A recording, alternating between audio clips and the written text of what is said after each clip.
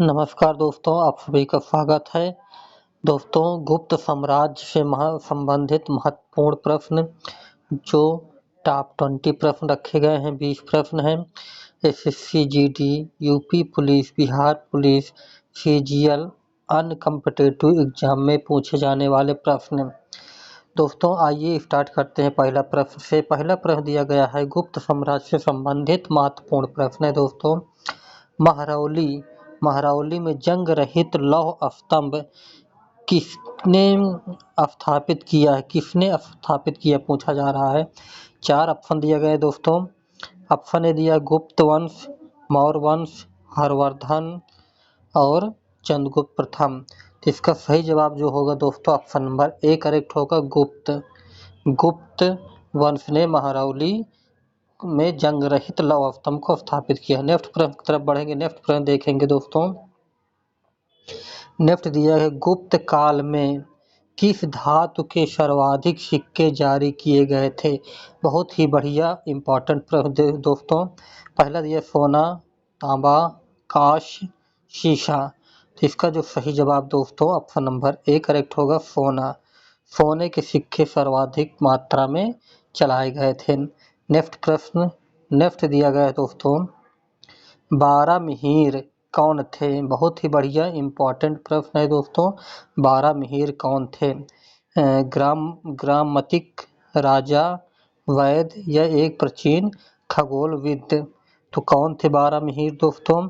तो 12 Mihir option number D correct जाएगा, एक प्राचीन खगोलविद थे।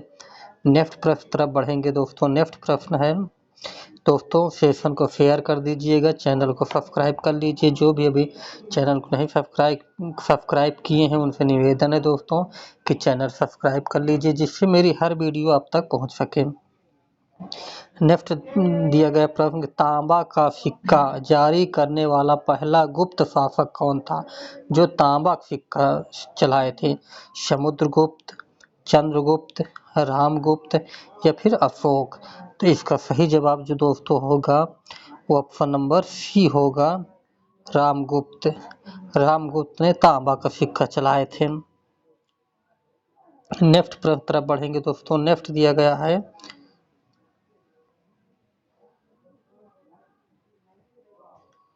नेक्स्ट प्रश्न दिया गया है, किस गुप्तकालीन शासक को कविराज कहा गया। कविराज, समुद्रगुप्त को, चंद्रगुप्त प्रथम, सम्राट हर्षवर्धन या फिर अशोक।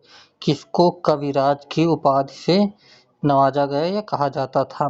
तो इसका सही जो जवाब होगा दोस्तों, ऑप्शन नंबर ए करेक्ट होगा, समुद्रगुप्त को कविराज के नाम से जाना जाता था। नेक्स्ट प्रश्न तरफ बढ़ेंगे। नेक्स्ट प्रश्न दिया गया है कि एरण अभिलेख का संबंध किस शासक से है। तो इसका संबंध किससे, समुद्रगुप्त से, चंद्रगुप्त प्रथम, सम्राट हर्षवर्धन या भानुगुप्त से। तो इसका सही जो जवाब होगा दोस्तों, ऑप्शन नंबर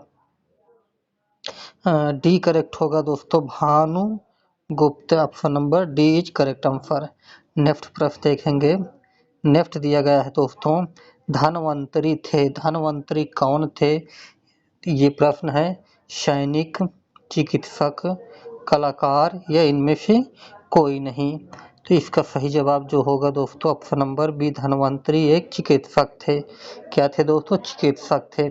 नेक्स्ट प्रश्न देखेंगे। नेक्स्ट दिया गया है दोस्तों कि कौन सा राजवंश हूणों के आक्रमण से अत्यंत विचलित हुआ। मौर्य वंश, गुप्त वंश, शंग वंश ये चालुक्य वंश। तो कौन सा वंश जो हुआ था, प्रचलित हुआ था दोस्तों। तो इसका ऑप्शन नंबर ए करेक्ट जाएगा और मौर्य वंश। नेक्स्ट प्रश्न देखेंगे। नेक्स्ट प्रश्न की तरफ बढ़ेंगे दोस्तों। नेक्स्ट दिया गया है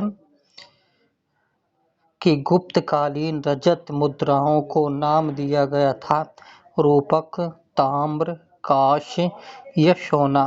तो इसका जो सही जवाब दोस्तों, ऑप्शन नंबर ए करेक्ट जाएगा, रूपक। जिनको भी आंसर आता हो दोस्तों वो जरूर कमेंट्स बताएंगे आंसर को, और 20 में आपका कितना सही हो रहा है आप अपना स्कोर भी बताइएगा कमेंट्स में। नेक्स्ट प्रश्न तरफ बढ़ेंगे। नेक्स्ट दिया गया है, तो प्रश्न दिया गया है, गुप्त युग में भूमि राजस्व की दर क्या थी? उपज का छठा भाग, उपज का आधा भाग, उपज का तिहाई भाग, उपज का पूरा भाग। तो इसका सही जवाब दोस्तों ऑप्शन नंबर ए होगा, उपज का छठा भाग था। नेक्स्ट प्रश्न देखेंगे। नेक्स्ट दिया गया है दोस्तों, नेक्स्ट प्रश्न है निम्नलिखित में से किसने दशमलव प्रणाली का विकास किया? आर्यभट्ट, वाल्मीकि, चाणक्य या फिर पतंजलि? तो इसका सही जवाब दोस्तों ऑप्शन नंबर ए, आर्यभट्ट की पुस्तक में दशमलव का आविष्कार हुआ था प्रथम बार। नेक्स्ट प्रश्न देखेंगे दोस्तों। नेक्स्ट दिया गया है गुप्त शासकों के दरबारी सरकारी भाषा थी प्राकृतिक, पाली, संस्कृत या अपभ्रंश? तो इसका सही जवाब दोस्तों ऑप्शन नंबर सी, संस्कृत थी। गुप्त शासकों की जो दरबारी भाषा थी वो संस्कृत थी। नेक्स्ट प्रश्न देखेंगे। नेक्स्ट दिया गया है गुप्त प्रशासन के संदर्भ में विधि शब्द का संदर्भ से है स्थान से, प्रशासनिक इकाई, विद्या या फिर भाषा? तो इसका सही जवाब दोस्तों ऑप्शन नंबर बी करेक्ट हुआ, प्रशासनिक इकाई थी। नेक्स्ट प्रश्न तरफ बढ़ेंगे। नेक्स्ट दिया गया है कि निम्नलिखित गुप्त शासकों में से किसने लिच्छवी वंश की एक लड़की से शादी की? समुद्रगुप्त, चंद्रगुप्त प्रथम, विक्रमादित्य या फिर अशोक? तो सही जवाब दोस्तों ऑप्शन नंबर बी करेक्ट होगा, चंद्रगुप्त प्रथम ने। चंद्रगुप्त प्रथम ने लिच्छवी वंश की एक लड़की शादी की थी। नेक्स्ट प्रश्न। नेक्स्ट दिया गया है कि इलाहाबाद में समुद्रगुप्त की प्रशस्ति किसने लिखी थी? कालिदास, बाणभट्ट, हरिशेन या फिर भास? तो सही जवाब दोस्तों ऑप्शन नंबर सी, हरिशेन ने लिखी थी। नेक्स्ट प्रश्न दोस्तों सेशन को शेयर कर दीजिएगा। नेक्स्ट प्रश्न दिया गया निम्नलिखित में से कौन सा एक गुप्त शासक था? अशोक, विक्रमादित्य, समुद्रगुप्त या हर्षवर्धन? तो कौन एक गुप्त शासक था? Vikramaditya. Option number B is correct answer. Next प्रश्न। नेक्स्ट दिया गया है दोस्तों निम्नलिखित में से कौन विक्रमादित्य के दरबार में नवरत्न में शामिल नहीं है? यहाँ देखिए ध्यान दीजिएगा, नहीं है पूछ रहा है। सूरदास, बाणभट्ट, धन्वंतरी, कालिदास? तो इसका सही जवाब दोस्तों ऑप्शन नंबर ए होगा, सूरदास। सूरदास नवरत्नों में नहीं शामिल थे। नेक्स्ट प्रश्न दिया गया है। नेक्स्ट है दोस्तों प्राचीन भारत में महान योगी पतंजलि किसके समकालीन थे? गौतम बुद्ध, महावीर जयंती, आदि शंकराचार्य या पुष्यमित्र शुंग? तो पतंजलि किनके समकालीन थे दोस्तों? पतंजलि पुष्यमित्र शुंग के समकालीन थे। Option number D is correct answer. Next प्रश्न। नेक्स्ट प्रश्न है दोस्तों कलिंग नरेश खारवेल किस वंश से संबंधित थे? चेदी, मौर्य, गुप्त या फिर पाल वंश से? तो इसका सही जवाब दोस्तों होगा ऑप्शन नंबर ए, खारवेल चेदी वंश संबंधित थे। दोस्तों इस क्लास के लास्ट वीडियो प्रश्न है दोस्तों 20 ही प्रश्न रखे गए थे। आपका 20 में से कितने सही हुए हैं कमेंट्स में ज़रूर बताइएगा। इसके बाद कौन सा टॉपिक आपको पढ़ना, कौन सी मतलब वीडियो चाहिए आपको ज़रूर कमेंट में बताइएगा। और कितना आपका क्वेश्चन सही हो रहा है 20 में वो भी ज़रूर बताइएगा। दोस्तों लास्ट प्रश्न देखते हैं कि हर्षवर्धन के राजभाषा कवि कौन थे? कालिदास, बाणभट्ट, भास या भारवी? तो हर्षवर्धन के जो राजभाषा कवि थे वो कौन थे दोस्तों? तो ऑप्शन नंबर बी करेक्ट होगा इसका, बाणभट्ट। तो ये रहा दोस्तों टॉप 20 प्रश्न जो कि गुप्त साम्राज्य से, गुप्त वंश से संबंधित महत्वपूर्ण प्रश्न रखे गए थे। रिपीटेड प्रश्न रखे गए थे, जो एग्जाम पूछे गए थे वो प्रश्न रखे गए थे दोस्तों।